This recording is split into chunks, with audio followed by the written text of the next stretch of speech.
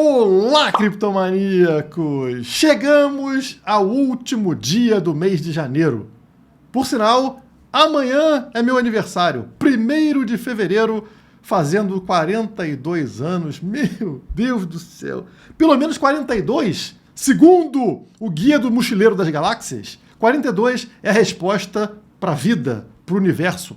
Será? Não sei. Descobriremos! Mas o que importa no vídeo de hoje é que é o fechamento do mês de janeiro. Isso nos dá uma visão de como foi o início do ano de 2025 e também o que esperar para fevereiro. Será que teremos um mês bombástico ou será o início do nosso fim? Só saberá a resposta aquele que apertar no botão de like. Aperta aí embaixo, é de graça e ajuda a gente a chegar em todos os cantos do universo. Bora!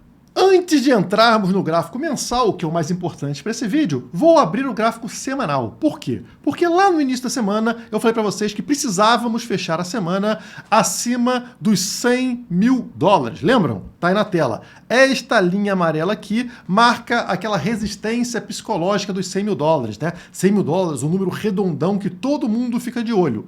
E como vocês podem notar, vou dar um zoom aqui para vocês, como vocês podem notar, neste canal aqui, na primeira vez que tentamos romper, né, os 100 mil dólares, rompemos aqui, na semana seguinte afundou, falso rompimento. Não conseguimos transformar essa resistência dos 100 mil dólares, né, a linha amarela, em suporte. Então, afunda. Agora, nós conseguimos mais uma vez romper a linha amarela, foi lá no topo do canal e estamos voltando justamente para fazer o quê? Para confirmar esta linha amarela, para confirmar os 100 mil dólares como suporte. Se fecharmos a semana acima dos 100 mil dólares, isso vai acontecer. A semana fecha domingo, então cuidado, porque final de semana o volume do mercado dá uma desabada, porque o mercado tradicional não opera. E muitas vezes temos ali uma correção de preço acontecendo dentro do final de semana, o que é perigoso. O preço está em 102 mil dólares e o nosso limite ali está em 100 mil dólares, tá? Acho que vamos fechar acima dos 100 mil dólares, confirmando esse suporte, e aí a tendência é a gente voltar a subir, tá? Mas fiquem de olho no fechamento semanal. Quando abrimos o gráfico mensal, e nessa foto aqui o preço estava em 104 mil dólares, né? Não importa, 102 ou 104, mesma coisa, estamos fazendo o maior fechamento mensal da história. É histórico, pessoal, fechar o mês acima de 100 mil dólares. Isso nunca aconteceu na história, como vocês estão vendo no gráfico do Bitcoin, e é uma marca realmente muito importante. Quando a gente falava que o Bitcoin bateria 100 mil dólares lá no ciclo de 2020 e também no ciclo de 2016, chamavam a gente de maluco, que isso nunca aconteceria. E agora a gente está vendo o mês fechar acima desse valor de 100 mil dólares. Então isso é muito relevante. E abrindo aqui o gráfico em tempo real, o gráfico mensal em tempo real, está acontecendo aquilo que eu tinha comentado com vocês. Vocês lembram desse gráfico mensal aqui? A última vez que ele apareceu estava justamente assim. No ciclo anterior, que está aqui, ó, do halving de 2020, né, maio de 2020, vocês percebem que o preço, ele respeitava esta linha de tendência de baixa na cor branca, e após o halving, o que aconteceu? Rompemos a linha de tendência e fez o quê? Como sempre, um reteste nessa linha para testá-la como suporte. A linha que era resistência é testada como suporte. Suporte com sucesso, acontece a explosão de preço que leva o Bitcoin até o topo do ciclo. Olhem agora para o ciclo atual. Mesma coisa. Temos uma linha de tendência, no caso de alta, né, ligando os topos aqui, e vocês percebem que após o halving de abril de 24, a gente vem, supera esta linha de tendência, sobe, faz um reteste sobre ela em dezembro, no mês anterior, né? E confirmando essa linha como suporte, o que aconteceu em janeiro foi essa explosão de preço, né? Saindo aqui dos 90 mil dólares e indo buscar lá os 109 mil dólares. Então a gente fechando na situação atual tá excelente. É a confirmação que a gente precisava para ter essa explosão de preço do ciclo anterior, né? Que nos levou até o topo daquele ciclo. Notem quantos meses seguidos somente de alta, tá? O último mês aqui de queda foi justamente o mês para fazer um reteste sobre a linha de tendência. Após ele, 1, 2, 3, 4, 5, 6 meses seguidos de alta para o BTC. Então notem como esse reteste aqui sobre a linha de tendência é importante para a gente e é justamente isso que a gente está confirmando agora. E claro que o meu mês de aniversário seria um mês excelente para o BTC. Por sinal, o mês mais forte do primeiro semestre é o mês de fevereiro. Olhem aí na tabela, fevereiro está aqui, o segundo mês do ano. Notem que quase todos os anos, fevereiro é um mês verde. Somente em 2 oportunidades tivemos a cor vermelha. Então, de 1, 2, 3, 4, 5, 6, 7, 8, 9, 10, 11, 12 anos, somente 2 anos na cor vermelha, 10 anos na cor verde. 10 anos positivos. Aqui embaixo vocês encontram a média. 15% de alta de média para o mês de fevereiro, que já teve aqui 61% de alta, 23% de alta, 36% de alta em 2021, 43% de alta no ano passado. Então é um mês muito forte, o mais forte do primeiro semestre. Ah, mas vai que acontece de ser justamente nesse ano que vai vir o próximo ano vermelhinho para fevereiro. Bom, vamos comparar com outros anos seguintes ao halving. Halving aconteceu quando? 2024. Então 2025 é o ano seguinte do halving. Qual foi o anterior? 2021. Se o halving foi em 2020, 2021 é ano pós-halving.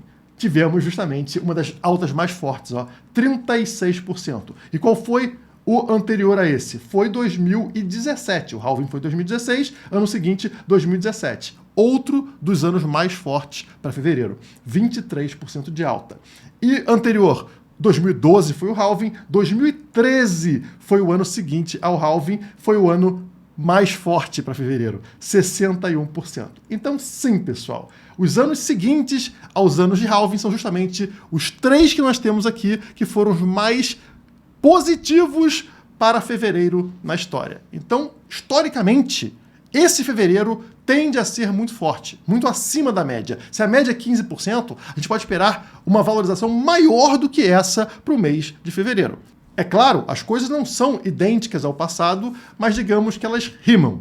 E se no ciclo passado, lá de 2020, 2021, para analisar o potencial de alta, a gente olhava para o capital institucional, grandes fundos entrando para o Bitcoin, e no anterior a gente olhava para o grande público, né, comprando BTC, nesse ciclo a gente olha para países, a adoção do BTC por bancos centrais, por países, por estados.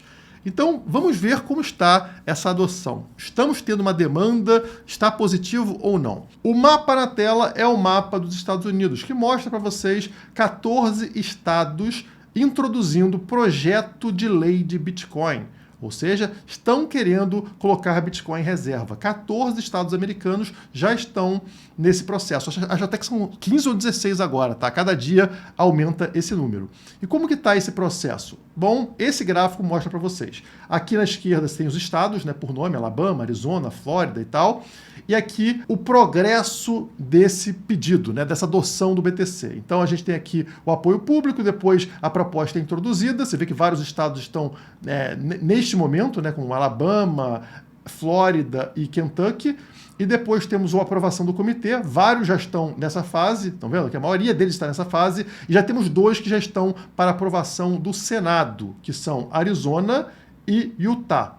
E aqui no final é quando a gente vai ter esse projeto assinado, tornando-se lei. Estamos próximos disso acontecer para 2 estados e vai levar mais um tempo para vários outros estados. Mas é aquilo que eu sempre falo para vocês, pessoal. Na hora que um estado adota o Bitcoin, ele força os outros estados a fazerem a mesma coisa. É a teoria dos jogos. O estado que não fizer isso, ele perde dinheiro, ele perde capital, ele perde Bitcoin para o outro estado. Todo mundo que tem cripto tende a migrar para aquele estado que é favorável ao BTC. O capital, as empresas acabam migrando para esse estado. Então, os políticos falam, não, eu também quero essas empresas aqui, eu também quero esse dinheiro aqui, eu quero esses impostos, então eu vou aprovar Bitcoin.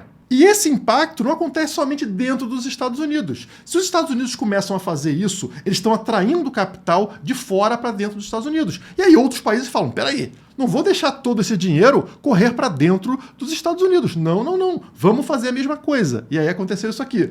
Chefe do Banco Central da República Tcheca quer comprar bilhões em Bitcoin. Olha aqui o que ele falou. O presidente do Banco Central da República Tcheca, não sei falar esse nome, pretende apresentar uma proposta para que o órgão use 5% de suas reservas para comprar Bitcoin. Cerca de 140 bilhões de euros. É muita grana. Diz ele que isso serve para a diversificação de nossos ativos. O Bitcoin seria uma ótima opção para isso, para diversificar as reservas do Banco Central da República Tcheca. Eles, ou seja, pessoas ligadas ao Donald Trump, podem agora meio que criar uma bolha para o Bitcoin. Mas acho que a tendência seria de alta mesmo sem eles, porque é uma alternativa de investimento para mais pessoas. O cara está entendendo o jogo. Ou a gente se move agora, junto com os Estados Unidos, ou já era. O capital vai sair daqui e vai migrar para lá. Então, vamos junto. E aí, como esperado, no dia seguinte à declaração do presidente do Banco Central da República Tcheca, vem a presidente do Banco Central Europeu, Christine Lagarde, e faz a seguinte declaração: Bitcoin não vai entrar nas reservas de bancos centrais. Olha o balde de água fria que ela tenta jogar naquela declaração. Ela não quer que isso contamine, que isso gere um FOMO em outros presidentes de bancos centrais. Imagina se os outros começam a falar assim: peraí, pessoal, a República Tcheca está fazendo esse movimento aqui no tabuleiro de xadrez. Vamos deixar eles fazerem primeiro que a gente? Não, vamos fazer junto. Então ela já para adiantar falou: não, de jeito nenhum, bancos centrais não vão adotar Bitcoin.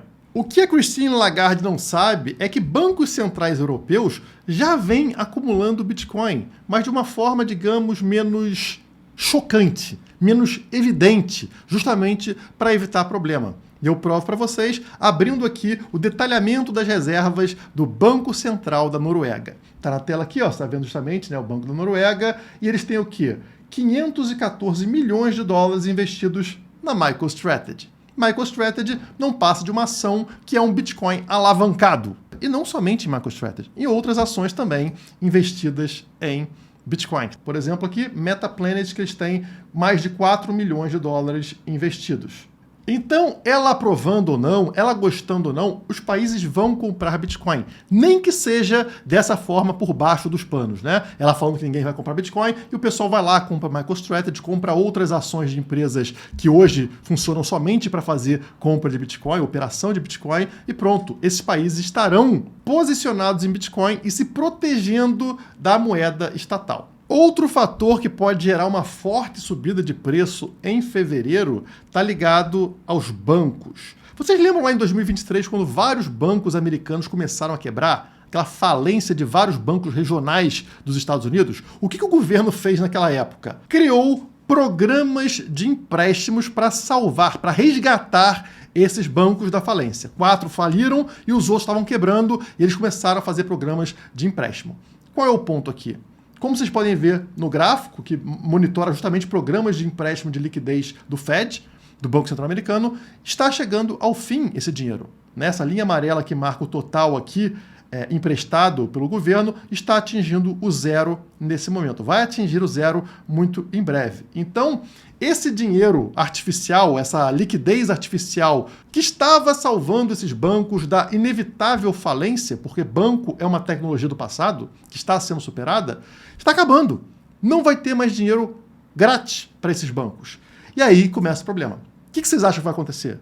Os bancos vão voltar a ficar numa situação financeira complicada e vão precisar pedir arrego, pedir pinico ali. Por favor, Estado, me salve mais uma vez. E a forma que o Estado tem de salvar bancos é imprimindo dinheiro, é injetando dinheiro na economia. As reservas bancárias, nesse momento, estão em 11% com relação ao PIB, que é o mesmo limite que forçou a quebra de bancos lá em 2023, tá? Era exatamente 11%. Então, eles voltam a ficar numa situação sensível, delicada, e dependendo do Estado para salvá-lo. Se o Estado realmente salvar, a gente tem uma injeção de dinheiro que deve ajudar na subida aí do Bitcoin e de outras criptomoedas. Até porque estamos num ano de forte valorização para esse mercado, né? Ao contrário lá de 2023, que ainda estava o negócio meio começando, agora a gente está todo vapor. Já estamos acima de 100 mil dólares, várias nações falando em criar reserva de Bitcoin. Uma entrada de dinheiro acaba fluindo muito mais fácil para dentro do mercado cripto. E como se não fosse o bastante, acabamos de abrir um rio para trazer o dinheiro, o dólar, para dentro da rede do Bitcoin. Tether vai integrar o USDT ao Bitcoin através da Lightning Network. Olha que legal, né? Você aí que usava o USDT na rede da Solana, na rede da Ethereum, agora a própria rede Lightning, a rede do Bitcoin, a rede de transações rápidas do Bitcoin, também terá o USDT. Já é legal a notícia, né? Pô, que legal, posso utilizar a rede mais confiável do mundo, a rede mais segura do mundo para fazer operações em dólar, em USDT. Mas a parte mais interessante e revolucionária dessa medida não é essa. Vou utilizar aqui a postagem do Seiji Arata no Twitter, no X, para vocês entenderem o impacto que eu estou falando. O grande anúncio, na minha interpretação, é que isso tudo implica em um mundo de inteligência artificial descentralizada. Isso muda o mundo por um motivo muito simples. Pense comigo. Até agora, inteligência artificial era um jogo de poucos gigantes. OpenAI, Google, Meta. Quem controla a inteligência artificial também controla a informação, o dinheiro e o poder. Mas a Tether quer explodir essa lógica. O que eles estão fazendo? 3 coisas. Criando inteligência artificial que roda em qualquer dispositivo, de um celular barato a um supercomputador. Isso significa que qualquer um pode ter sua própria IA, sem depender de servidores centralizados. Fazendo inteligências artificiais falarem entre si, sem precisar de servidores. Uma rede paralela, impossível de censurar. Isso é um ataque direto ao monopólio das Big Techs. E dando dinheiro para a inteligência artificial gastar. Cada agente de IA terá uma carteira integrada com Bitcoin e stablecoins. Isso significa transações autônomas, onde a IA pode comprar, vender e movimentar dinheiro sozinha. Com isso, nós temos 3 impactos poderosos. Bancos vão tremer. Se uma IA pode gerenciar dinheiro sem precisar de um banco ou governo, quem vai impedir um sistema financeiro paralelo de surgir? A censura morre. Se IAs descentralizadas podem rodar sem depender de servidores, governos e empresas perdem o controle sobre o fluxo de informações. E por último, regulação. Boa sorte! Se cada pessoa pode rodar sua própria IA sem precisar de OpenAI ou Google, e essa IA pode movimentar dinheiro sem passar por bancos, como governos vão rastrear e controlar isso? A Tether está basicamente criando um mercado global de IA autônomas, sem censura, sem donos e com dinheiro para gastar. Se isso der certo, ninguém mais vai depender de corporações ou governos para acessar IA ou serviços financeiros. O mundo mudou hoje. Transacionar na Lightning Network não é mais somente para humanos, é para máquinas, sem permissão prévia. E isso tem 3 grandes impactos. IA agora tem dinheiro e autonomia. Bots, robôs, podem pagar, cobrar e negociar sozinhos, sem bancos ou intermediários. Explosão de transações. Milhões de transações por segundo dentro da Lightning Network, sem censura, sem controle, sem travas. E a economia dos robôs começou. Você paga bots, bots pagam você e eles pagam uns aos outros. Parece o mundo do futuro, mas é o mundo que a gente está vendo nascer agora. E isso muda tudo. Isso acaba com esse controle que a gente está vendo justamente na hora que a gente precisava. Os governos estão cada vez mais em cima. Vocês viram ali a presidente do Banco Central Europeu tentando atacar o Bitcoin, só que ela vai ser incapaz de atacar o Bitcoin. Esse dinheiro fluindo de USDT para Bitcoin, Bitcoin para USDT, ele começa a ser feito de formas totalmente sem censura, usando inteligência artificial. E é assim que a gente vai tornar a próxima década muito mais livre e próspera do que essa que a gente passou. Essa desgraça que a gente viveu entre 2020 e 2024 parece que vai ficar para trás. Viveremos agora tempos muito melhores graças ao Bitcoin, graças à tecnologia descentralizada. Curtiu o vídeo? Deixa o like, se inscreve no canal e, claro, se for comprar criptomoedas, dá um pulo lá na Quantifury, onde você compra criptomoedas, ações, ETFs, tudo sem pagar taxa. Link na descrição ou no QR Code aqui embaixo. Por hoje é só. Muito obrigado e até a próxima.